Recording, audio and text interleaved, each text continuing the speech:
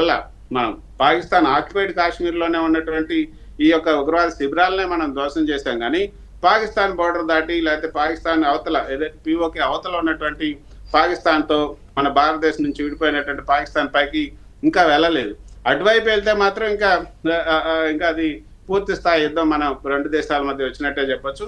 ఇప్పుడైతే ఇది మరి పాకిస్తాన్ కేవలం ఏదో వాళ్ళ సమాజానికి లేకపోతే అక్కడ ఉన్నటువంటి వాళ్ళకి సమాధానం చెప్పుకోవడం కోసం ఈ కాల్పులకు నిజంగా పాల్పడిందా? అదే కృష్ణ, పాకిస్తాన్ దుష్ప్రచారం చేయడానికి కారణం సింపతి పొందడానికి ముఖ్యంగా వివిధ దేశాల నుంచి కానీ ప్రజల నుంచి కానీ వాళ్ళ ఏదైతే టెర్రరిస్ట్ గ్రూపుల నుంచి కానీ మీరు అన్నట్టు పొలిటికల్ మైలేజ్ కోసం కానీ వీటన్నింటినీ తిప్పికొట్టాల్సిన బాధ్యత మన మీద కూడా ఉంది కదా. ఏంటంటే దాడులకు ప్రతి దాడులు ఉన్నాయి మన సైడ్ నుంచి, బట్ ఏదైతే దుష్ప్రచారాన్ని తిప్పికొట్టే వ్యూహం ఏమైనా ఉందా?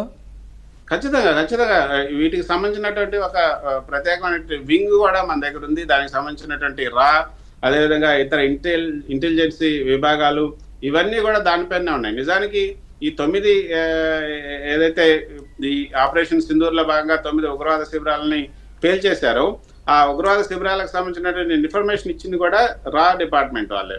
సో ఆ డిపార్ట్మెంట్ తర్వాత మిగతా ఇన్పుట్స్ ఈ యొక్క ఇంటెలిజెన్స్ వ్యవస్థలు ఇవన్నీ కూడా అక్కడ యాక్టివ్ గానే ఉన్నాయి. వాటి దగ్గర నుంచి సమాచారం వస్తుంది.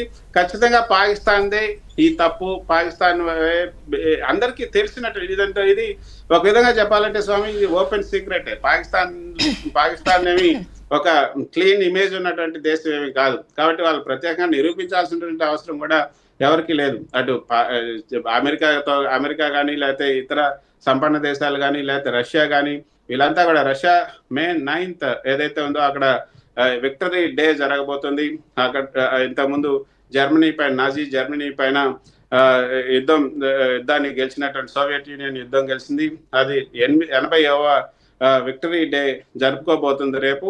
ఆ విక్టరీ డేలో కూడా పాకిస్తాన్ తరపు నుంచి కొంతమంది అధికారులు పాల్గొనబోతున్నారు. మన భారత్ నుంచి నిజానికి ప్రధాని మోదీ అందులో పాల్గొనాలి రేపు విక్టరీ డేలో.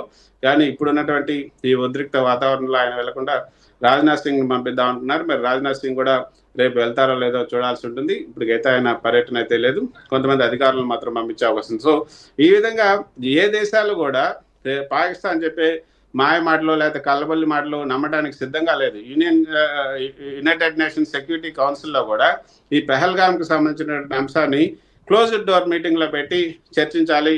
తర్వాత భారత్కు వ్యతిరేకంగా అక్కడ జరిగినటువంటి చర్యలకు వ్యతిరేకంగా భారత్కు వ్యతిరేకంగా తీర్మానం చేయాలని పాకిస్తాన్ చెప్పినప్పుడు అసలు ఈ క్లోజ్డ్ డోర్ మీటింగ్ ఎందుకు? అంతా తెలిసినటువంటి ఫ్యాక్టే కదా. పాకిస్తానే ఈ దాడులకు ఈ యొక్క ఉగ్రవాదుల్ని అక్కడ పంపించి అక్కడ దాడులు చేసింది లేకపోతే అక్కడ ఈ కార్యకలాపాలకు పాల్పడిందన్న విషయం అందరికీ తెలిసిందే కదా అని యునైటెడ్ నేషన్స్ సంబంధించిన సభ్య దేశాలన్నీ కూడా పాకిస్తాన్ని మొత్తంగా వాటి మీద ఏకరవు పెట్టాయి. పాకిస్తాన్ ఒక విధంగా చెప్పాలంటే ఏకాకిం చేశాయి. సో అందుకే యునైటెడ్ నేషన్స్ సెక్యూరిటీ కౌన్సిల్లో కూడా పాకిస్తాన్ చెప్పినటువంటి మాట ఎవరు వినలేదు. భారత్కు వ్యతిరేకంగా తీర్మానం చేయాలని కూడా ఎవరైనా అడిగినా కూడా ఎవరు దానికి సంబంధించి చేయలేదు. పైగా పాకిస్తానే ఇటువంటి దుశ్చర్యలకు పాల్పడుతుంది. అది ట్రాక్ రికార్డ్ చూస్తే పాకిస్తాన్ సంబంధించిన ట్రాక్ రికార్డ్ చూస్తేనే తెలుస్తుంది. కాబట్టి పాకిస్తానే సంయమనం పాటించాలి. పాకిస్తానే ఇకపై ఎదుట ఉగ్రవాద కార్యకలాపాలు వాళ్ళ భూభాగంలో జరగకుండా చూసుకోవాలి అని కూడా పాకిస్తాన్కి గడ్డి పెట్టినటువంటి పరిస్థితి యునైటెడ్ నేషన్స్ సంబంధించిన సభ్య దేశాలన్నీ కూడా. సో పాకిస్తాన్ చెప్పే మాటలు కూడా ఎవరు నమ్మే పరిస్థితి లేదు. పైగా పాకిస్తానే ఈ యొక్క ఈ చర్యలన్నిటికీ ఈ దుశ్చర్యలన్నిటికీ పాల్పడుతుంది అన్నది సభ్య సమాజం లేకపోతే ప్రపంచ దేశాలన్నిటికీ తెలుసు. కాబట్టి వాటికి సంబంధించినటువంటి ఆధారాలు కూడా సేకరించారు. ఇప్పటికే ఆపరేషన్ సింధూర్ తర్వాతనే ఇటు NSA national security adviser Ajit Doval, కేంద్ర విదేశాంగ శాఖ మంత్రి, తర్వాత మిగతా ఇన్ఫాక్ట్ ఎఫ్ఎం నిర్మలా సీతారామన్ కూడా ఈ యొక్క చర్చల్లో విదేశాలకు సంబంధించిన అధికారులు అందరితో మాట్లాడారు. వాళ్ళ రాయబారులందరికీ కూడా ఆపరేషన్ సింధూర్ గురించి వివరించడం జరిగింది. అప్పుడే ఆ రాయబారులందరూ కూడా మీరు కొంత సమయం పాటించండి, వాళ్ళ వైపు దాడులు చేయొద్దు, మీరు యుద్ధం చేయొద్దు అన్నప్పుడు అజిత్ డోవల్ చాలా స్పష్టంగా చెప్పారు, మా వైపు నుంచి మాత్రం ఎటువంటి దాడులు ఉండవు, ప్రతి దాడులు మాత్రమే. అంటే అది కూడా ప్రతి దాడులు ఎందుకంటే వాళ్ళు ఏదైనా మిసైల్స్ వచ్చినప్పుడు వాటిని అడ్డుకోవడం లేకపోతే